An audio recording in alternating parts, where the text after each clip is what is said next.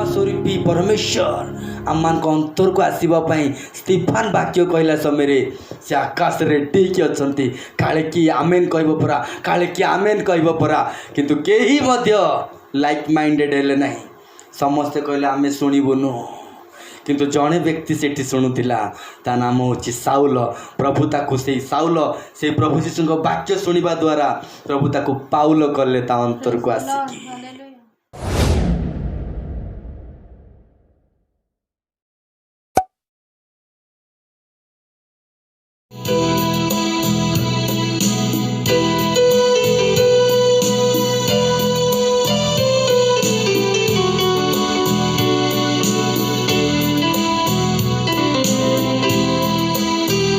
परमेश्वर ने कहा मैं मार्ग हूँ, मैं जीवन हूँ और सत्य हूँ।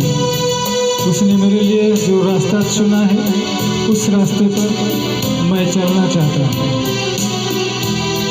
तेरे सिवा जग में मसीहा कोई नहीं है हमारा, कोई नहीं है सहारा। तेरे सिवा जग में मसीहा कोई नहीं है हमारा, कोई नहीं है सहारा। तेरे सिवा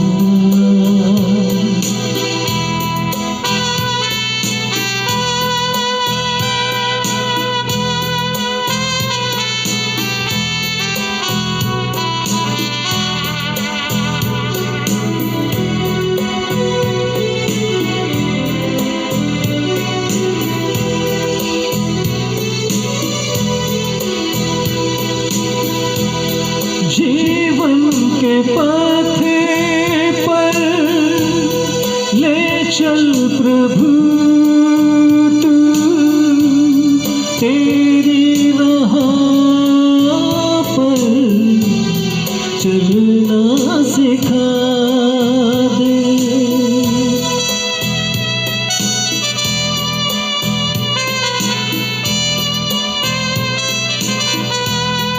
जीवन के पथ पर ले चल प्रभु तू, तेरे राह पर मुझको चला, मुझको चला। तेरे सिवा जग में मसीहा कोई नहीं है हमारा, कोई नहीं है सहारा।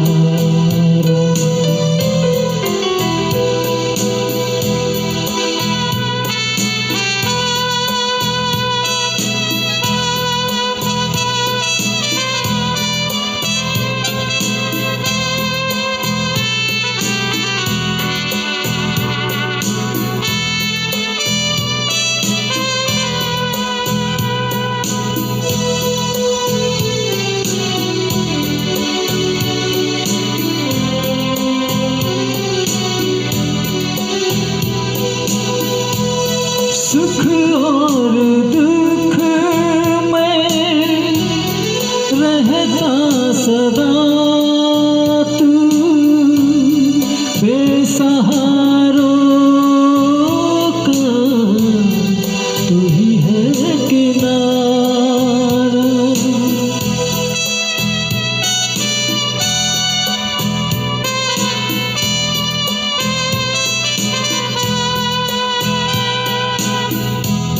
सुख और दुख में रहता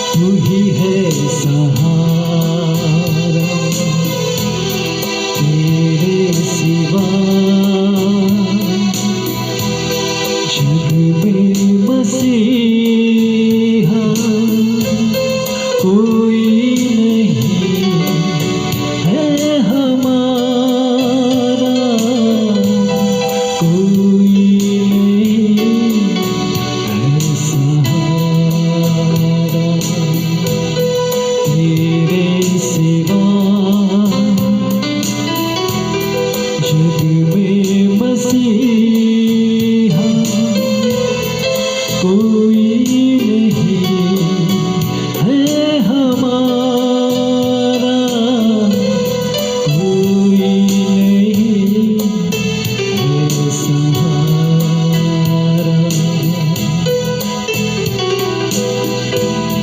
कोई नहीं है सहारा, कोई नहीं है सहारा।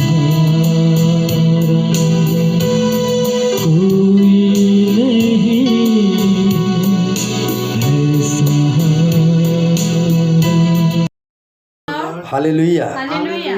प्रभु जीशु को नाम रे धन्यवाद दिए। प्रभु ये सुंदर सुजोग देइथिबा हेतु आसु आमे प्रभु जीशु को नाम रे को उच्च करतल दे प्रभु को गौरव करवा। आसु आज वाक्य माने ध्यान करवा द्वितीय विवरणी तार 15 अध्याय तार 17 पद आम पढ़ा। द्वितीय विवरणी तार 15 अध्याय 17 पद आम पढ़ा। द्वितीय विवरणी 15 पर्वर 17 पद आम पढ़ा। तेबे तुम्बे एक बिंधणी नहीं कबाटरे ताहार कर्ण बिंधिब, तहिरे से सदासर्वदा तुम्भर दास होई रहिब, पुणी तुम्बे आपणा दासी प्रति मध्य तद्रूप करिब। Praise the Lord. Praise the Lord. ध्यान से शुणा आज वाक्य आपण माने आउ थे पढ़ी नेबे। द्वितीय विवरणी तार 15 अध्याय आपण 10 रु जदि पढ़ी चलिए 10 रु 18 पर्यंत आउ संपूर्ण भाव में गोटे विषय को आम बुझीपर कि आम गोटे पद इतने आम पढ़ी पार्लु जे 17 पद आउ थे पढ़ा। 15 पर्वर 17 पद। तेबे तुम्बे एक बिंधणी नहीं कबाटरे ताहार कर्ण बिंधिब, तहिरे से सदासर्वदा तुम्भर दास होई रहिब, पुणी तुम्बे आपणा दासी प्रति मध्य तद्रूप करिब। Praise the Lord. Praise the Lord. Israel रे गोटे नियम अच्छी, जदि गोटे दास गोटे घरे दासत्व काम करिब आ से मालिक जाइकी ताको किणिकी आनिथिव 6 वर्ष पाई, 6 वर्ष पाई से तांको घरे दासत्व काम करिब। जदि से विश्वस्त भाव से दासत्व काम कला तेरे 6 वर्ष परे से जेतेबेले से घर बाहरी जाए से समय से मालिक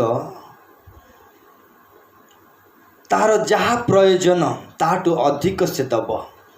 जदि तार मेष अच्छी मेष दब, जदि तार तैल अच्छी तैल दब, जदि तार जहाँ किछि अच्छी जेतिकी देवा कथा से दब, जहाँ फल कि सी आउ कौन सी जगार जदि काम करिब तार अनुभूति से केते विश्वस्त भाव में से दास काम करिछि बोली जानिबा पई चिन्ह जो मालिक पाखे विश्वस्त भाव में काम करिछि से मालिक ताको आवश्यकटू अधिक प्रयोजन विषय से दब।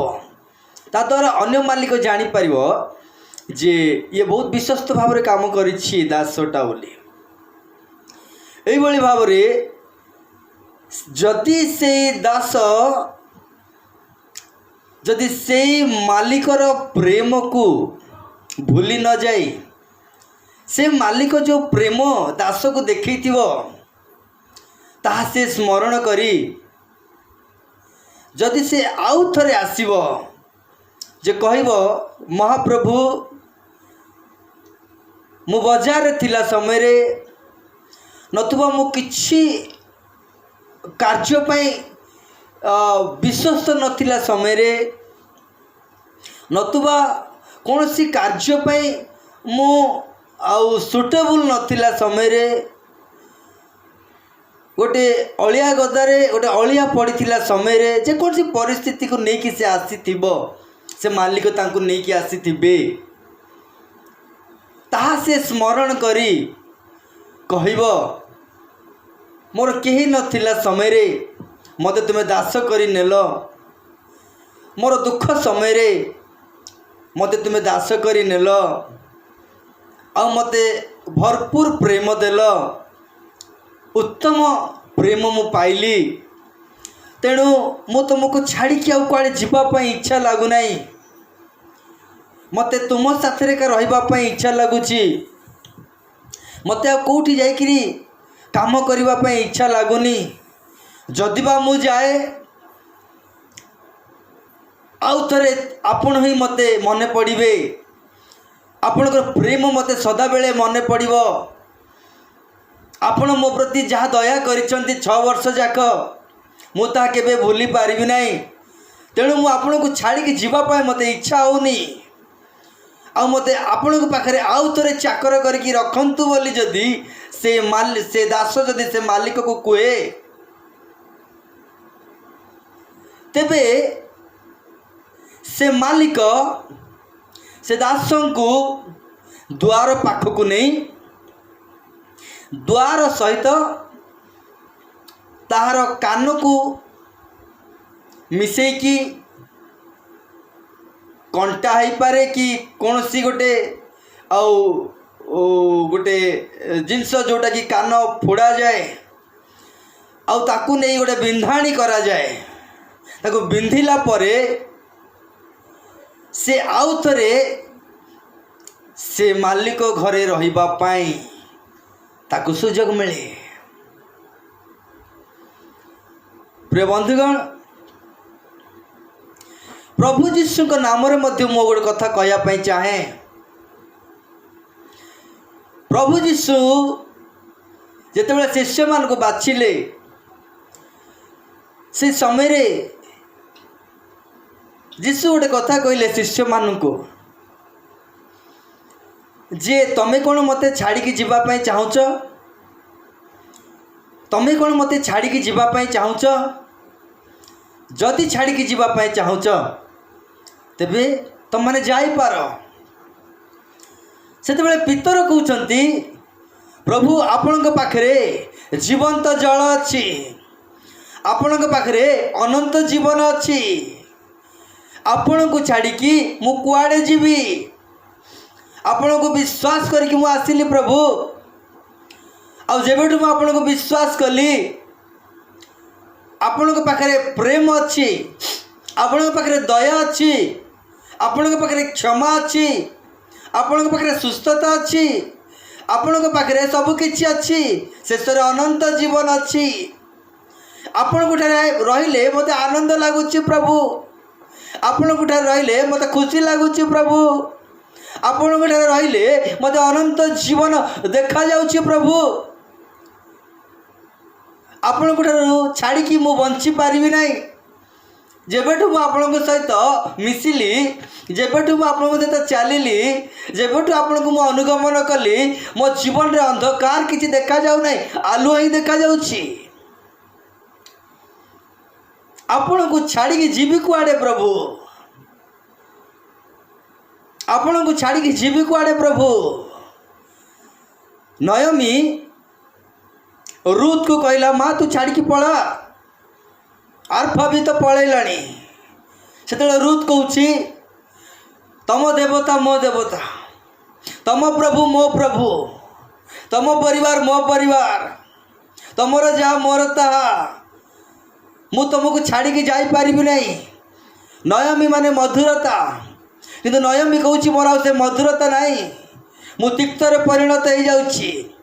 किंतु से स्नेह से प्रेम से आदरणीय जहाँकि रूत नयमी पाखरे नयमी सहित नयमीठू जोटा पाई अच्छी ता द्वारा नयमी ठू जहाँ पाई अच्छी ता द्वारा रूत कहूँ मरण छड़ा कौन विषय अलगा कर नहीं। मु तुम सहित रही, तमें जोटी रही रही, तमें जोटी मरब से मरबी, तमें क्या मारा हो पार के जानी, किंतु तुमर प्रेम मते मधुरता आनी।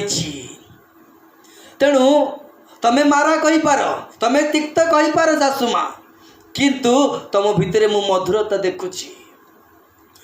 प्रिय बंधुगण, गोटे रूत नयमी की छाड़ी पारु नहीं, पितर जीशु को छाड़ी पारु नहंती। आज प्रभु जीशु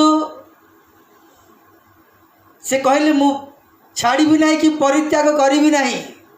कहीं ना से अम्मान को निमंते आम्मान को सकाशु से जगत को आसिले आम्मान को निमंते क्षत विक्षत हेले आम्मान को व्यथा सब बहन करने आसिले आम्मान को भार से बहन करने आसिले आम्मान को सुस्थता जोगु से कोरोना प्रहारित हेले ताहां को कोरोना प्रहार माने सुस्थ हेलु एथिरे तो पिता आनंद हेले पुरातन नियम रे गोटे दास गोटे मालिक पाखरे आमे देखि पारलु द्वितीय विवरणी तार 15 अध्याय रे गोटे मालिक पाखरे रहिबा पाई ता सहित सदाबले रहिबा पाई गोटे चिन्ह कान रे कान बिंधिला परे कान कणा हैला परे जा टेम्पररी से 6 वर्ष थिला किंतु मालिक ता कान छेदिला परे से मालिकर से दास टेम्पररी रहिबो नहीं परमानेंट रहिबो आ चिन्ह कौन कान जोटा फोड़ा आइथिबो आ से कान फोड़ा हला समय रे ताको बहुत बिंधा आइथिबो ताको बहुत कष्ट आइथिबो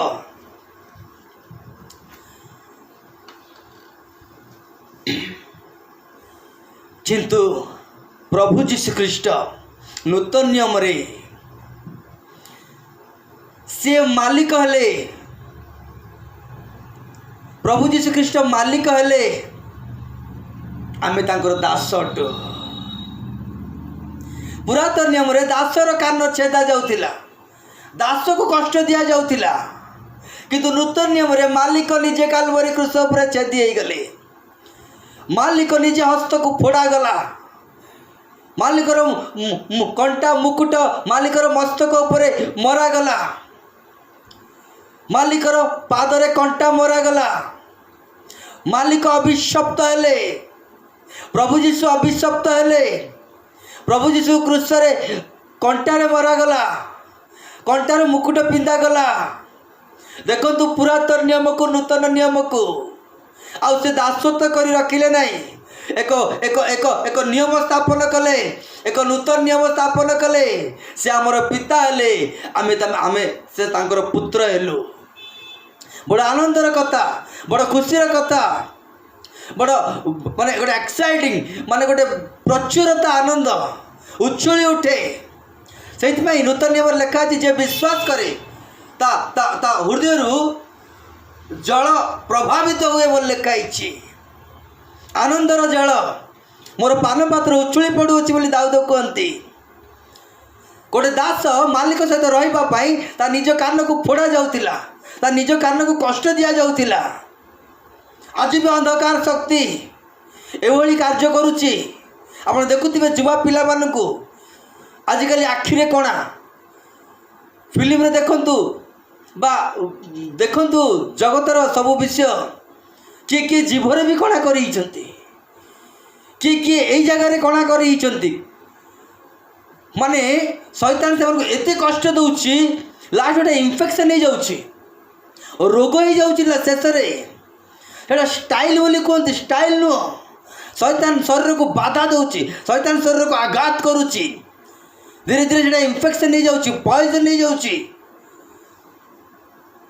शेष से प्राण त्याग करुचंती किंतु नूतन नियम देखंतु किछि करबा को पड़ू नहीं मालिक निजे कालवरी क्रूस पर प्राण देले आपन को विश्वास करबा को पड़ुची हमन को विश्वास करबा को पड़ुची जे से ही प्रभु जीशु ख्रीष्ट से ही एकमात्र परमेश्वर तांको छड़ाई पृथ्वी रे कौन सी परमेश्वर नहांती परमेश्वर गुण देखंतु परमेश्वर बापा अटंती आमे तांको पिला माने बापा के पिलार क्षति के चेष्टा करे नहीं बापा के पिलार नष्ट हो जाए बोली चेष्टा करे नहीं बापा मो पिला पड़ी गोड़ भांगी जाऊ बोली चेष्टा करे नहीं किंतु बापा निजे पिलार भूल पाई संतान मान भूल पाई संतान मान विपद गला समय रे प्रभु जीशु आसिकी विपदर रास्ता अटकई अछंती से कहले मुही पथ मुही सत्य मुही जीवन से कहले मु प्रकृत द्वार, मो दे न गले कहीं स्वर्ग राज्य जापारे नहीं। प्रिय बंधुगण, आपण आज क्या परमेश्वर बोली भावुंट? आपण शरीर को आप कष्ट दौरान कि आपणकर पाद को आप कष्ट दौरान कि आपणकर हस्त को आप कष्ट दौरान कि आपणकर हृदय बाधुची कि परमेश्वर पाखक जावाई? तो प्रभु जीशु कहते हे बोझर भारग्रस्त लोक मैंने मो निकट को आस, मु तुमको विश्राम देवी, मु तुमको शांति देवी, मोर निजर शांति देवी जहाँ जगत तुमको दे पार ना। ये परमेश्वर ए पृथ्वी में कहीं सृष्टि हो पारे नहीं। परमेश्वर जड़े से मनुष्य रूप में जगत को आसिले, तांको नाम उद्धारकर्ता, तांको आमे डाकू जीशु बोली। से मानव जातिर पाप नेबापाई आसिले, मानव जाति को स्वर्ग राज्य नेबापाई एक पथ खोलिले। से दिन से दास निज कान रे कंटा द्वारा ता कान छेदी होला परे टेम्पररी रु परमानेंट हुए। किंतु आज नूतन नियम रे मालिक जे प्रभु जीशु ख्रीस्ट काल्वरी क्रूस पर निजे कंटार मुकुट पिंधि आमर अभिशाप नहीं गोटे नूतन नियम स्थापित कले। मनीष मो सहित टेम्पररी आ रिलेशनशिप रखिबो नहीं, परमानेंट संपर्क रखिबो। कौन परमानेंट संपर्क? मु सेमानकर पिता हेले, से माने मोर पुत्र। केते आनंदर कथा, केते आनंदर कथा। अच्छा, पुरातन नियम रे से मालिक से दास को नहीं द्वार आउ कान मिसेकी कंटारे मारे, आउ कान फोड़ीगला द्वार खोलला द्वार भितर से प्रवेश करिवो। नूतन नियम रे प्रभु कहले मु ही से द्वार। अर्थात जिते आम परमानेंट हो जाइए प्रभु आम मान नूतन द्वार खोली दे थांते। जो द्वार शैतान बंद कर देइथिला, जो जो चाकरी शैतान बंद कर देइथिला, जो मिनिस्ट्री शैतान बंद कर देइथिला, जो सुस्थता शैतान बंद कर देइथिला, जो अभिशाप रे आम को पकई देइथिला, जो मानसिक चिंता आम को पकई देइथिला। कहार बाहागर हो नहीं तो, कार पिला छुआ हो ना तो, यदि कार बाहागर हो जाउछि तार डिवोर्स हो जाउछि। ए प्रकार अनेक ये पृथ्वी विलाप करुअछि बोली बाइबल लिखुछि। ए पृथ्वी रे लोक मान पाखे पैसा थिले शांति नहीं, सुख थिले शांति नहीं। सुख अलगा शांति अलगा। सुख माने गोटे कार थिबो किंतु बसिबा पई अंटारे बल नथिबो, टंका थिबो किंतु मिठा खाइबा पई डॉक्टर मना कर दिबो। मन रे शांति ने एग्जांपल कहली आपण मान को मो आ प्रभु कहले मु जगतर शांति, मु जगतर ज्योति। जे मते अनुगमन करिवो ता जीवन रे से ज्योति देखिवो आ अंधकार देखिवो नहीं। जो द्वार गुडाक अंधकार शक्ति बंद कर देइछि से द्वार गुड़ाक प्रभु क्रूस उपरे निजर प्राण दे आमान एक द्वार खोली अच्छे। आपण विश्वास करेंगे, आपण विश्वास करेंगे। जदि आप विश्वास करेंगे प्रभु जीशु केवल एकमात्र परमेश्वर, से मो पाए प्राण देइछंती, से समाधि हेले, तृतीय दिन से आउ थरे पुनरुत्थित हेले। गोटे मात्र पृथ्वी रे लेजेंड, जो हिस्ट्री को जानतु, जो गिनीज बुक रेकर्ड को जानतु, ये पृथ्वी रे मरिकी के उठी नांती। आइब पुस्तक कहले, आइब पुस्तक रे आइब कहले मनीष मले कौन आउ थरे उठे? किए कहि परिबो? एही विषय समस्ते द्वंद्व अटंती, सब द्वंद्व रे पड़िचंती। मरीगले सब सरीगला बोली बाइबल कहे पवित्र आत्मा जोठी स्वाधीनता सेठी। बुझीपर आम आ द्वंद्व रे रहिबा नहीं। मनीष मरीगले कौन से पुनर्बार आउ थरे उठे? हाँ उठे। केमिति कहि परछंती उठे बोली? प्रमाण कौन? मु जहाँ को प्रचार करुछि से प्रमाण देइछंती। से निजे मरिकी उठिचंती। जे माने तांको विश्वास करिवे से माने मले सुधा आउ थरे उठिबे स्वर्ग राज्य जीवा पाए। Praise the Lord, Praise the Lord. Hallelujah. Hallelujah.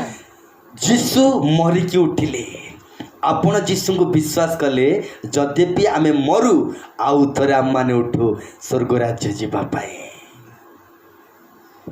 अच्छा, कान को कहीं कणा गला, कान रे कहीं ताकू छेद दिया गला पुरातन नियम रे।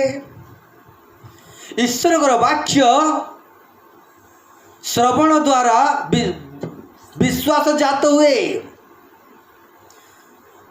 वाक्य बाइबल लिखा अच्छी जेसा पुस्तक रे कर्ण डेरी शुण ईश्वर वाक्य ये मनीष के लिखि देकी आनीबाटा नुह एटा ईश्वर आत्मा अटंती आ आत्मांकर कथा अटे गुड़ाक को मनीष तैयारी करिकी गोटे गोटे जाति लोग गोटे गोटे बही पढ़े सेमती नहीं।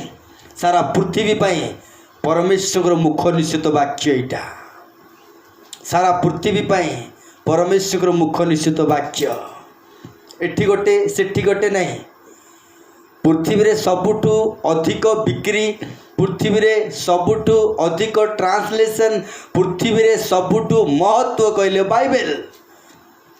फिर से बाइबल को ही अनेक लोक ता विरुद्ध रे ठिड़ा हुअन्ति, सत्य विरुद्ध रे ठिड़ा हुअन्ति। कहीं जानती सत्य को जानीगले से माने मुक्ति पाई जाती। से शैतान लोक मान चक्षु को बंद करके रखी किंतु जो यही वाक्य आपण माने किणिकी हो बा बाइबल लिखाई सत्य को किण बिक नहीं। आपण माने किणिकी जदि बाइबल को पढ़िबे सत्य को जानिबे सत्य आपण को मुक्ति करिवो। कर्ण डेरी शुण ईश्वर वाक्य पुरातन नियम रे कान छेदा जाउतिला, नूतन नियम रे से कर्ण रे परमेश्वर कहउचंती मु निजे छेदी हेई गली आ मोर क्रूसर कथा कान रे शुण। शुणिबा द्वारा विश्वास जात हब, शुणिबा द्वारा विश्वास जात हब। गोटे पद माने पढ़िबा गीत संहिता तार 40 अध्याय तार 2 पदटे पढ़िबा टिके।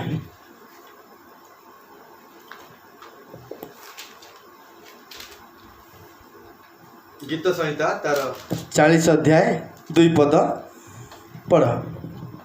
मध्य से मते भयंकर गर्तरु माइक रे पढ़, माइक रे। मध्य से मते भयंकर गर्तरु ओ दहला कादुअरु उठाई आनिले। देखंतु दाऊद डेविड परमेश्वर भक्त जिते परमेश्वर पाखे प्रार्थना कला, परमेश्वर को विश्वास कला, दोहला कादुआ अर्थात परिस्थिति रे छंदी जाइतिला से उठिला। जे विश्वास करिवो प्रभु ताको उठेइबो, कारण प्रभु निजे पुनर्थित होइचंती। कौनसी नरक तांको अटकई रखी पारिबो नहीं, कौनसी समाधि तांको अटकई रखी पारिबो नहीं, कारण से निजे जीवन अटंती। से जीवन को जे विश्वास करे, से प्रभु यीशु को जे विश्वास करे, से व्यक्ति विश्वास करथुवा व्यक्ति एटी से कथा कहउचंती जे से मते दोहला कादुर उठेइले। ओ शैल उपरे मोहर चरण रखिले, शैल उपरे मोहर चरण रखिले, मोर चरण रखिले, ओ मोर पादगति दृढ़ कले। यीशु को विश्वास करबा द्वारा से कादुरे छंदी हब नहीं, से शैल ऊपर ठिड़ा हब।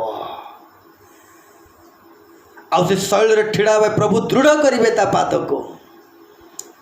गोटे मैरिज लाइफ को प्रभु दृढ़ करिवे, गोटे गोटे बिजनेस लाइफ को प्रभु दृढ़ करिवे, गोटे गोटे गोटे जॉब को प्रभु दृढ़ करिवे, गोटे मिशनरी काम जे आम मिशनरी काम करूचु आम मिशनरी काम रे प्रभु हमको दृढ़ करिवे, गोटे परिवार विषय आम छंदी जाऊँ परिवार को दृढ़ करिवे, शरीर विषय आम डरी जाऊँ शरीर को दृढ़ करिवे।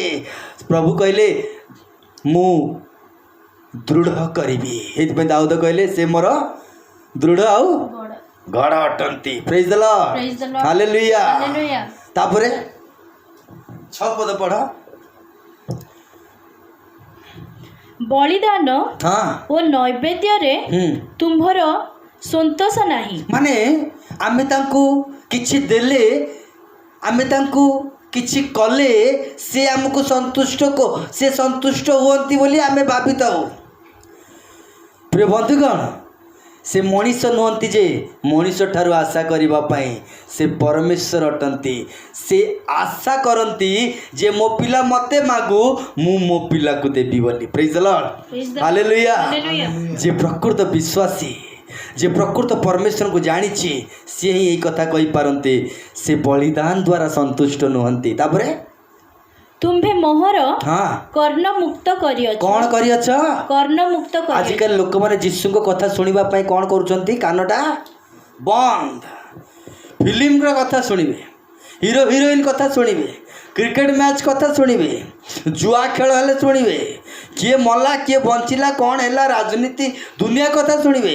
କିନ୍ତୁ ଯିଏ ଆପଣଙ୍କୁ ଜୀବାତ୍ମା ଦେଇଛନ୍ତି, ପ୍ରାଣ ଦେଇଛନ୍ତି, ଶ୍ୱାସ ବାୟୁ ଦେଇଛନ୍ତି, ଉତ୍ତମ ଶରୀର ଦେଇଛନ୍ତି, ଉତ୍ତମ ପରିବାର ଦେଇଛନ୍ତି, ତାଙ୍କ କଥା ଶୁଣିବା ପାଇଁ ଆଜିକାଲି ଲୋକମାନଙ୍କୁ କଷ୍ଟ ଲାଗୁଛି। କିନ୍ତୁ ଦାଉଦ କହୁଛନ୍ତି ସେ ମୋ କର୍ଣ୍ଣକୁ କ'ଣ କରିଅଛନ୍ତି? ମୁକ୍ତ କରିଅଛନ୍ତି। ସେ ନିଜେ କାଲବରୀ କ୍ରୁଶ ଉପରେ ପ୍ରାଣ ଦେଇ ଆମମାନଙ୍କ କର୍ଣ୍ଣକୁ ସେ ମୁକ୍ତ କରିଅଛନ୍ତି। ଆପଣଙ୍କର କର୍ଣ୍ଣ ମୁକ୍ତ ରଖିବା ନିହାତି ଆବଶ୍ୟକ ପ୍ରକୃତ ଈଶ୍ୱରଙ୍କର ବାକ୍ୟ ଶୁଣିବା ପାଇଁ। ପ୍ରେଜ୍ ଦ ଲର୍ଡ, ହାଲେଲୁୟା। ଆପଣଙ୍କୁ ଗୋଟେ ବହୁତ ସୁନ୍ଦର ମର୍ମ କହିବି ଶେଷରେ ଆପଣମାନଙ୍କୁ। ପ୍ରେରିତ ପୁସ୍ତକକୁ ଯିବା।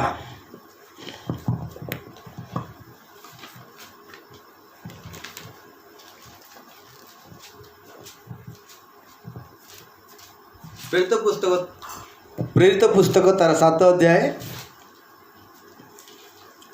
ତାର 51 ଟିକେ ପଢ଼ିବେ। ହେ ଶକ୍ତଗ୍ରୀବ, ହଁ ପୁଣି ଅସୁନ୍ନତି ହୃଦୟ ହଁ ଓ କର୍ଣ୍ଣ ବିଶିଷ୍ଟ ଲୋକେ, ମାନେ ଯାହାର ହୃଦୟ କଠିନ ଥିବ, ଆଉ ଯାହାର ମନ ଟାଣୁଆ ଥିବ, ଯିଏ ଅହଙ୍କାରୀ, ଯିଏ ଗର୍ବୀ, ସେ କେବେ ବି ସତ୍ୟର କଥାକୁ ସେ ଶୁଣେ ନାହିଁ। ସେ କେବେ ବି ପରମେଶ୍ୱରଙ୍କର କଥା ଶୁଣୁନାହିଁ। ଯେ ପରମେଶ୍ୱରଙ୍କ କଥା ଶୁଣେ ନାହିଁ ସେ କିଏ ଅଟେ? ଶକ୍ତଗ୍ରୀବ। ଯେ ପରମେଶ୍ୱର କଥା ଶୁଣେ ନାହିଁ ସେ କିଏ ଅଟେ? ଅସୁନ୍ନତି, ଅପବିତ୍ର, ଦୁଷ୍ଟ। ଆଜି ଈଶ୍ୱରଙ୍କର ବାକ୍ୟ ଶୁଣିବା ପାଇଁ କାହାର ଇଚ୍ଛା ନାହିଁ। ତାମାନେ ସେ କିଏ? ଶକ୍ତଗ୍ରୀବ ଲୋକ। ତାମାନେ ସେ କିଏ? କର୍ଣ୍ଣ ବିଶିଷ୍ଟ। ତାମାନେ ସେ କିଏ? ଅସୁନ୍ନତ। ଆଉ ଯେ ଈଶ୍ୱରଙ୍କ ବାକ୍ୟ ଶୁଣିବା ଦ୍ୱାରା ବିଶ୍ୱାସ ଜାତ, ଆଉ ବିଶ୍ୱାସ ଦ୍ୱାରା ସବୁ କାର୍ଯ୍ୟ ତା ପାଇଁ ସମ୍ଭବ। ପବିତ୍ର କରନ୍ତି ପରମେଶ୍ୱର। କର୍ଣ୍ଣ ଦ୍ୱାରା ହୃଦୟ ଭିତରେ, ଗନ୍ତି ମଜା ଭିତରେ, ସବୁ ପରିସ୍ଥିତି ଭିତରେ ଏ ବାକ୍ୟ ଯାଇ ଯେ ଅସୁସ୍ଥ ଅଛନ୍ତି ତାକୁ ସୁସ୍ଥ କରେ, ଯେ ଦୁଃଖରେ ଅଛନ୍ତି ତାକୁ ଆନନ୍ଦ ଦିଏ। ଏଥିପାଇଁ ଲେଖା ହେଇଛି ନା ଯେଶାୟା ପୁସ୍ତକ 61ରେ, ଦୁଃଖ ବଦଳି ସୁଖ ରୂପ ତୈଳ, ଆନନ୍ଦ ରୂପକ ଆତ୍ମା ପ୍ରଭୁ ଦେବେ। ତାପରେ କ'ଣ ଲେଖା ଅଛି? ଆପଣମାନେ ସର୍ବଦା ପବିତ୍ର ଆତ୍ମାଙ୍କର ପ୍ରତିରୋଧ କରୁଅଛନ୍ତି। କ'ଣ କରୁଅଛ ତମମାନେ ସବୁ? ପ୍ରତିରୋଧ। ପବିତ୍ର ଆତ୍ମାଙ୍କର ପ୍ରତିରୋଧ। କେତେ ସାହସ, କେତେ ସାହସ ପବିତ୍ର ଆତ୍ମାଙ୍କର। ପବିତ୍ର ଆତ୍ମାଙ୍କ ଦାନ କ'ଣ? ଭବିଷ୍ୟତବାଣୀ, ପରଭାଷାକୁ ତର୍ଜମା କରିବା, ସୁସ୍ଥତା କରିବା। ଆମେ କହୁଛୁ ଯୀଶୁ ବୋଲି, ଯୀଶୁଙ୍କ ନାମରେ ପ୍ରାର୍ଥନା କରି, ଯୀଶୁ କରିଥିବା ପ୍ରତିଜ୍ଞା, ମୁଁ ଯାଉଅଛି ତମମାନଙ୍କ ନିମନ୍ତେ ଏକ ସାହାଯ୍ୟକାରୀ ଆତ୍ମା ପଠେଇବି। ସାହାଯ୍ୟକାରୀ ଆତ୍ମା ଆସିଲେ କ'ଣ ଘରେ ବସିକି ରହିବେ? ସାହାଯ୍ୟକାରୀ ଆତ୍ମା ଆସିଲେ କ'ଣ ଦୁଇଟା ହାତ ବାନ୍ଧିକି ରହିବେ? ସାହାଯ୍ୟକାରୀ ଆତ୍ମା ଆସିଲେ ଆମମାନଙ୍କର ଜଡ଼ ଅନ୍ତକୁ ଖୋଲିବେ। ସାହାଯ୍ୟକାରୀ ଆତ୍ମା ଆସିଲେ ଆମମାନଙ୍କର ମୂର୍ଖତାକୁ ଖୋଲିବେ। ସାହାଯ୍ୟକାରୀ ଆତ୍ମା ଆସିଲେ ଆମମାନଙ୍କର ଭାଙ୍ଗି ଯାଇଥିବା ଜିନିଷକୁ ଯୋଡ଼ିବେ। ସାହାଯ୍ୟକାରୀ ଆତ୍ମା ଆସିଲେ ସ୍ୱର୍ଗୀୟ ପରମେଶ୍ୱର ସହିତ ଡିଭାଇନ୍ ଶକ୍ତି ଦେଇ ସେ ପରମେଶ୍ୱର ସହିତ କନେକ୍ଟ କରେଇବେ। କିନ୍ତୁ ଆଜି ହଁ ଆମେ ପବିତ୍ର ଆତ୍ମାକୁ ବିଶ୍ୱାସ କରୁଛୁ। ଆଉ ପବିତ୍ର ଆତ୍ମାକୁ ଯଦି ବିଶ୍ୱାସ କରୁଛ, ପରଭାଷାକୁ କାହିଁକି ଆଉ ଘୃଣା କରୁଛ? ଯଦି ପବିତ୍ର ଆତ୍ମାକୁ ବିଶ୍ୱାସ କରୁଛ ଭବିଷ୍ୟତବାଣୀ କାହିଁ ଘୃଣା କରୁଛ? ପବିତ୍ର ଆତ୍ମା ଯଦି ବିଶ୍ୱାସ କରୁଛ ସୁସ୍ଥତାକୁ କାହିଁକି ଘୃଣା କରୁଛ? ସୁସ୍ଥତା ନାହିଁ ପରିତ୍ରାଣ ଆଗ। ସୁସ୍ଥତା କ'ଣ ପରିତ୍ରାଣ ନାହିଁ? କେମିତି ବାଇବେଲ ପଢ଼ୁଛନ୍ତି? କେମିତି ପ୍ରଭୁଙ୍କ ସହିତ ଆପଣ ସମ୍ପର୍କ ରଖିଛନ୍ତି? ସେଇ ଜିସାଇ ପୁସ୍ତକର 29 ଅଧ୍ୟାୟରେ ଆପଣଙ୍କର ପଢ଼ିବେ ପରେ ଗୋଟେ ପାଠ ପଢ଼ା ପିଲାକୁ ନେଇକି ବାଇବେଲ ଦିଆଗଲା, ସେ କହୁଛି ମୁଁ ବୁଝିପାରୁନି। ଗୋଟେ ଅନପଢ଼ ବାଲାକୁ ନେଇକି ବାଇବେଲ ଦିଆଗଲା, ସେ ବି କହୁଛି ମୁଁ ବୁଝିପାରୁନି। ତାହେଲେ କିଏ ବୁଝିବ? ଯାହା ଭିତରେ ଶ୍ରେଷ୍ଠ ଆତ୍ମା ଅଛି ସେହି ଆତ୍ମାଙ୍କ ବିଷୟ ବୁଝିପାରିବ। ଏ ଯୁଗରେ ବହୁତ ମଜାକ ହେଇଗଲା ସାର୍, ବହୁତ ମଜାକ ହେଇଗଲା। ବିନା ପବିତ୍ର ଆତ୍ମାରେ ବଞ୍ଚିବା ମୁସ୍କିଲ ହେଇଯିବ। ଆତ୍ମା ହିଁ ଆତ୍ମାଦାତାଙ୍କର ସତ୍ୟ ଆତ୍ମାର ଉପାସକ କରିବା ପାଇଁ ସାହାଯ୍ୟ କରେ। ଆତ୍ମାଙ୍କର କଥା କହିଲା ବେଳକୁ ଆତ୍ମାଙ୍କ ବିଷୟ ପ୍ରତିରୋଧ। ଯୀଶୁ କ୍ରୁଶ ଉପରେ ପ୍ରାଣ ଦେଇଛନ୍ତି କି ନା ଆପଣମାନେ ଦେଖିନାହାନ୍ତି, କିନ୍ତୁ ଆତ୍ମା ସ୍ୱୟଂ ସାକ୍ଷୀ ବୋଲି ଲେଖା ହେଇଛି। ସେଇ ଆତ୍ମା ଆସିଲେ କନଫିଡେନ୍ସ ରହିବ, ସେଇ ଆତ୍ମା ଆସିଲେ ତୁମେ ଦୃଢ଼ ହେଇପାରିବ, ସେଇ ଆତ୍ମା ଆସିଲେ ତୁମେ ଛିଡ଼ା ହେଇପାରିବ। ତମମାନଙ୍କ ଉପରେ ପବିତ୍ର ଆତ୍ମା ଆସନ୍ତେ ତମେ କ'ଣ ହେବ? ଶକ୍ତିଯୁକ୍ତ ହେବ। ଶକ୍ତିଯୁକ୍ତ ହେଇ ଖାଲି ଟ୍ରାକ୍ ବାଣ୍ଟିବ, ବାଇବେଲ ବାଣ୍ଟିବ, ଟ୍ରାକ୍ ବାଣ୍ଟିବ, ବାଇବେଲ ବାଣ୍ଟିବ, ତା ସହିତ ଆଶ୍ଚର୍ଯ୍ୟ କାର୍ଯ୍ୟ ମଧ୍ୟ କରିବ। କେମିତି କରିବ? ମୋ ବଳରେ? ବାଇବେଲ କହୁଛି ଶୁଣ, କର୍ଣ୍ଣ ଡେରି ଶୁଣ, ତହିଁରେ ତମ ପ୍ରାଣ ବଞ୍ଚିବ। ତମେ ଶୁଣିବନି ସେ କଥା, ନିଶ୍ଚିତ ମାଡ଼ ଖାଇବ, ନିଶ୍ଚିତ ସୈତାନ ଆଟାକ୍ କରିବ, ତମ ଦୃଢ଼ ଗୋଡ଼ ସେଦିନ ଫେଲ୍ ହେଇଯିବ। କିନ୍ତୁ ଯେଉଁ ପବିତ୍ର ଆତ୍ମାକୁ ବିଶ୍ୱାସ କରିବ, ପବିତ୍ର ଆତ୍ମା କାର୍ଯ୍ୟ ଗୁଡ଼ାକ ମଧ୍ୟ କାମ କରିବ। ସେ କହିଲେ ରୋଗୀମାନଙ୍କ ଉପରେ କ'ଣ ରଖିବ? ହସ ରଖିବ, ଭୂତମାନଙ୍କୁ ଛାଡ଼େଇବ। ଯେ ବିଶ୍ୱାସ କଲା ତାକୁ କ'ଣ କରିବ? ବାପ୍ତିସ୍ମ ଦେବ। ବହୁତ ସିମ୍ପଲ। ପ୍ରଭୁଙ୍କ ଜ୍ୱାଳି ଅତି ସହଜ। ଆମେ କଷ୍ଟ କରିଦେଉଛୁ, କଷ୍ଟ ବୋଲି ଭାବୁଛୁ। କଷ୍ଟ ଜିନିଷ ସେ ଆମମାନଙ୍କୁ ଦିଅନ୍ତି ନାହିଁ। ପୁରାତନ ନିୟମରେ ଦାସକୁ ଖଣା କରାଯାଉଥିଲା କାନ, କିନ୍ତୁ ନୂତନ ନିୟମରେ ସେ ନିଜେ କଷ୍ଟ ସହ୍ୟ କଲେ। ଆଉ ସେ ପବିତ୍ର ଆତ୍ମା ବିଷୟ କହିଲା ବେଳେ ପଢ଼େ, ସେଟା ପଢ଼। ଆପଣମାନେ ସର୍ବଦା ପବିତ୍ର ଆତ୍ମାଙ୍କର ପ୍ରତିରୋଧ କରୁଅଛନ୍ତି। ଆପଣମାନଙ୍କର ପିତୃପୁରୁଷମାନେ ଯେପରି ଆପଣମାନେ ମଧ୍ୟ ସେହିପରି।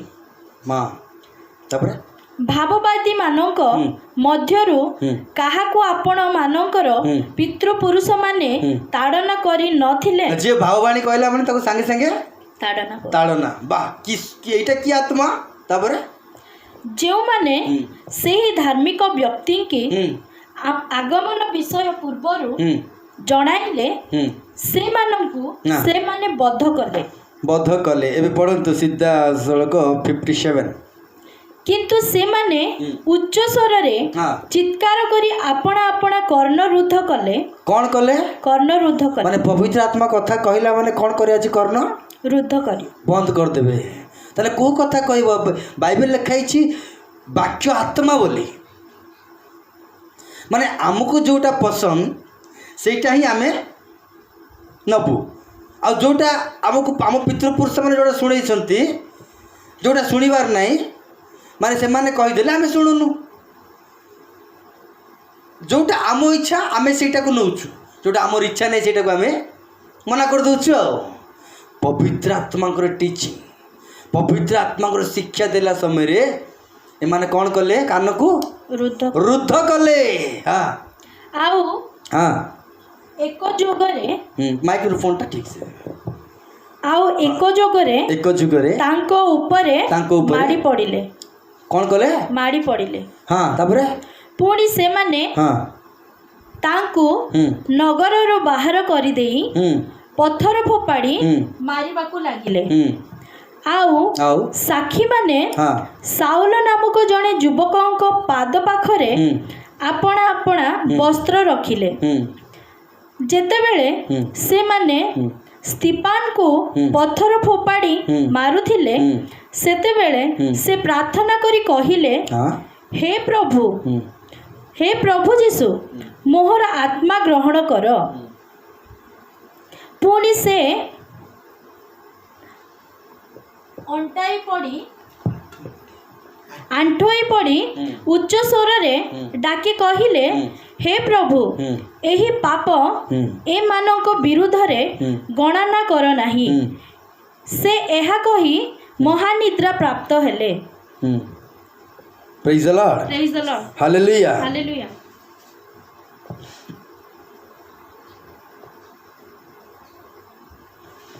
55 ପଢ଼ନ୍ତୁ।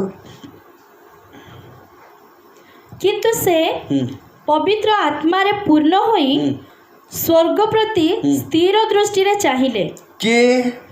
ସ୍ତିଫାନ, ଯିଏ ପବିତ୍ର ଆତ୍ମା ବିଷୟରେ କହୁଥିଲେ। ତାଙ୍କ ପ୍ରତି ଯେତେବେଳେ ତାଡ଼ନା ହେଲା ସେତେବେଳେ ସେ ଊର୍ଦ୍ଧ୍ୱକୁ ଦୃଷ୍ଟି କରି ସ୍ଥିର ଦୃଷ୍ଟିରେ ଚାହିଁଲେ। ଆଉ ଈଶ୍ୱରଙ୍କ ମହିମା ଓ ଯୀଶୁଙ୍କୁ ଈଶ୍ୱରଙ୍କ ଦକ୍ଷିଣ ପାର୍ଶ୍ୱରେ ଠିଆ ହୋଇଥିବା ଦେଖି କହିଲେ। କ'ଣଟା? ଯୀଶୁ କେଉଁଠି ଠିଆ ହେଇଥିଲେ? ଦକ୍ଷିଣ ପାର୍ଶ୍ୱରେ। ସେଠି କ'ଣ ଥିଲା? ଈଶ୍ୱରଙ୍କର ମହିମା। ସେଠି କ'ଣ ଥିଲା? ଈଶ୍ୱରଙ୍କ ମହିମା। ଆଉ ଯୀଶୁ କେଉଁଠି ଠିଆ ହେଇଥିଲେ? ଦକ୍ଷିଣ ପାର୍ଶ୍ୱରେ। ସ୍ତିଫାନ କ'ଣ କରୁଛନ୍ତି? ତା ପୂର୍ବରୁ କ'ଣ କହିଲେ? ଶିକ୍ଷା ଦେଉଥିଲେ। କେଉଁ ବିଷୟରେ? ପବିତ୍ର ଆତ୍ମା ବିଷୟରେ। ପବିତ୍ର ଆତ୍ମା ବିଷୟରେ ଶିକ୍ଷା ଦେଲା ସମୟରେ ଲୋକମାନେ କ'ଣ କରୁଥିଲେ? କର୍ଣ୍ଣକୁ ରୁଦ୍ଧ କରିଦେଉଥିଲେ। ନାଇଁ ଆମେ ଶୁଣିବୁନୁ, ନାଇଁ ଆମେ ଶୁଣିବୁନୁ, ଆମେ ତମ ବାକ୍ୟ ଶୁଣିବୁନୁ, ଆମେ ସବୁ ବଡ଼ ବଡ଼ ଲୋକଙ୍କର ବାକ୍ୟ ଶୁଣିବୁ, ପବିତ୍ର ଆତ୍ମା କଥା ଆମେ ଶୁଣିବୁନୁ। ସେଇ ସମୟରେ ସ୍ତିଫାନ ଯେତେବେଳେ ଊର୍ଦ୍ଧ୍ୱ ଦୃଷ୍ଟି କଲେ, ଈଶ୍ୱରଙ୍କର ମହିମା, ଧ୍ୟାନରେ ଶୁଣନ୍ତୁ, କୋଟି ଟଙ୍କାର କଥା। ଈଶ୍ୱରଙ୍କର ମହିମା। ଦକ୍ଷିଣ ପାର୍ଶ୍ୱ ହେଉଛି ଶକ୍ତିର ସ୍ଥାନ, ଅଧିକାରର ସ୍ଥାନ, ମର୍ଯ୍ୟାଦାର ସ୍ଥାନ। ଦକ୍ଷିଣ ପାର୍ଶ୍ୱରେ ଯୀଶୁ ଛିଡ଼ା ହେଇ ଦେଖୁଛନ୍ତି। ସ୍ତିଫାନ ବାକ୍ୟ କହିଲା ସମୟରେ, ସ୍ତିଫାନ ପବିତ୍ର ଆତ୍ମାଙ୍କ ବିଷୟରେ କହିବା ସମୟରେ, ସ୍ତିଫାନ ପବିତ୍ର ଆତ୍ମାଙ୍କ ସ୍ୱର ପ୍ରଚାର କଲା ସମୟରେ ଲୋକମାନେ କର୍ଣ୍ଣ ରୁଦ୍ଧ କରୁଛନ୍ତି। ଆଉ ଯୀଶୁ ଦକ୍ଷିଣ ପାର୍ଶ୍ୱରେ ମହିମାରେ ଛିଡ଼ା ହେଇ ସ୍ୱର୍ଗରୁ ଅନଉଛନ୍ତି। ସ୍ୱର୍ଗରୁ ଅନଉଛନ୍ତି କାହାକୁ? ଯେତେ ଜଣ ବାକ୍ୟ ଶୁଣୁଛନ୍ତି। କାହିଁକି ଠିଆ ହେଇଥିଲେ ଜାଣିଛନ୍ତି? ଧ୍ୟାନରେ ଶୁଣ। ଯଦି ସ୍ତିଫାନ କହିଥିବା ଆତ୍ମାଙ୍କ ବାକ୍ୟକୁ ସେମାନେ ଆମେନ୍ ଆମେନ୍ ବୋଲି କର୍ଣ୍ଣକୁ ଖୋଲି ଦେଇଥାନ୍ତେ, ସେଇ ମହିମା, ସେଇ ପ୍ରଭୁ ଯୀଶୁ, ସେଇ ଦକ୍ଷିଣ ପାର୍ଶ୍ୱର ପ୍ରଭୁ ଯୀଶୁ ମହିମାରେ ଆଉ ଥରେ ଓହ୍ଲେଇକି ଆତ୍ମା ସ୍ୱରୂପୀ ପରମେଶ୍ୱର ହୃଦୟ ମନ୍ଦିରରେ ବାସ କରିବା ପାଇଁ ସେ ଅପେକ୍ଷା କରିଥିଲେ। ଯଦି କିଏ ଆମେନ୍ କହିଦେଲା, ଯଦି କିଏ ହଁ କହିଦେଲା, ଯଦି କିଏ ବିଶ୍ୱାସ କରିଦେଲା, ସ୍ୱର୍ଗ ଛାଡ଼ି ଆମମାନଙ୍କ ହୃଦୟରେ ରହିବା ପାଇଁ ସେ ଆକାଶରୁ ଅନଉଛନ୍ତି। କିନ୍ତୁ କର୍ଣ୍ଣରୁଦ୍ଧ ଦ୍ୱାରା ସ୍ୱର୍ଗରେ ହିଁ ଦକ୍ଷିଣ ପାର୍ଶ୍ୱରେ ପ୍ରଭୁ ଯୀଶୁ ରହିଗଲେ। ହଁ ମୁଁ ଏଇ ବାକ୍ୟ ଶୁଣିଛୁ ତ? ହଁ ମୁଁ ଏଇ ବାକ୍ୟ ଆମେ ଗତ ମାସ ପଢ଼ିଛୁ, ଗତ ହପ୍ତା ପଢ଼ିଛୁ, ବହୁତ ଥର ବାଇବେଲ ପଢ଼ିଛୁ, 20 ଥର ବାଇବେଲ ପଢ଼ିଛୁ, 30 ଥର ବାଇବେଲ ପଢ଼ିଛୁ। 20 ଥର ବାଇବେଲ ପଢ଼ିଲେ ଭଲ କଥା। ଯେଉଁ ପର୍ଯ୍ୟନ୍ତ ଆମେ କର୍ଣ୍ଣ ଖୋଲି ନାହୁଁ ସେଇ ପର୍ଯ୍ୟନ୍ତ ଗନ୍ତି ମଜା ଭିତରେ, ଅସ୍ଥି ଭିତରେ ଏଇ ବାକ୍ୟ ଯାଇକି ମଜିବ ନାହିଁ। ମୁଁ ଯେମିତି ପାପ ନ କରେ, ତୁମର ବାକ୍ୟ ମୁଁ କ'ଣ କରିଛି? ମୋ ହୃଦୟରେ ସଞ୍ଚିତ କରି ରଖିଅଛି। ସେଇ ବାକ୍ୟ ଅନ୍ତରରେ ରଖିଲେ ହିଁ ସ୍ୱର୍ଗରେ ଥିବା ପରମେଶ୍ୱର ଆମମାନଙ୍କ ହୃଦୟରେ ବାସ କରିବେ। ନହେଲେ ବାକ୍ୟ ସ୍ୱର୍ଗରେ ସଂସ୍ଥାପିତ ହୋଇଅଛି, ମଣିଷ ପୃଥିବୀରେ ଅଛି। ଯେଉଁ ପର୍ଯ୍ୟନ୍ତ ମଣିଷ ସ୍ୱର୍ଗୀୟ ବାକ୍ୟ ଶୁଣି ସ୍ୱର୍ଗୀୟ ହେଇନାହିଁ, ସେ ପର୍ଯ୍ୟନ୍ତ ସ୍ୱର୍ଗର ବାକ୍ୟ ତା ଅନ୍ତରରେ ରହିବ ନାହିଁ। ଯୀଶୁ ଆଉ ଥରେ ଆତ୍ମା ସ୍ୱରୂପୀ ପରମେଶ୍ୱର ଆମମାନଙ୍କ ଅନ୍ତରକୁ ଆସିବା ପାଇଁ ସ୍ତିଫାନ ବାକ୍ୟ କହିଲା ସମୟରେ ସେ ଆକାଶରେ ରେଡି ହେଇକି ଅଛନ୍ତି। କାଳେ କିଏ ଆମେନ୍ କହିବ ପରା, କାଳେ କିଏ ଆମେନ୍ କହିବ ପରା। କିନ୍ତୁ କେହି ମଧ୍ୟ ଲାଇକ୍ ମାଇଣ୍ଡେଡ଼ ହେଲେ ନାହିଁ। ସମସ୍ତେ କହିଲେ ଆମେ ଶୁଣିବୁନୁ। କିନ୍ତୁ ଜଣେ ବ୍ୟକ୍ତି ସେଠି ଶୁଣୁଥିଲା, ତା ନାମ ହେଉଛି ସାଉଲ। ପ୍ରଭୁ ତାକୁ ସେଇ ସାଉଲ, ସେଇ ପ୍ରଭୁ ଯୀଶୁଙ୍କ ବାକ୍ୟ ଶୁଣିବା ଦ୍ୱାରା ପ୍ରଭୁ ତାକୁ ପାଉଲ କଲେ ତା ଅନ୍ତରକୁ ଆସିକି। ଗୋଟେ ଦାଦାକୁ ଆଣିକିରି ଗୋଟେ ଈଶ୍ୱରଙ୍କ ଦାସ କଲେ। ଗୋଟେ ରାଜନୀତିକୁ ଆଣିକିରି ଏ ପ୍ରଭୁଙ୍କ ମହାନ ଦାସ କଲେ, ପ୍ରେରିତ ପାଉଲ।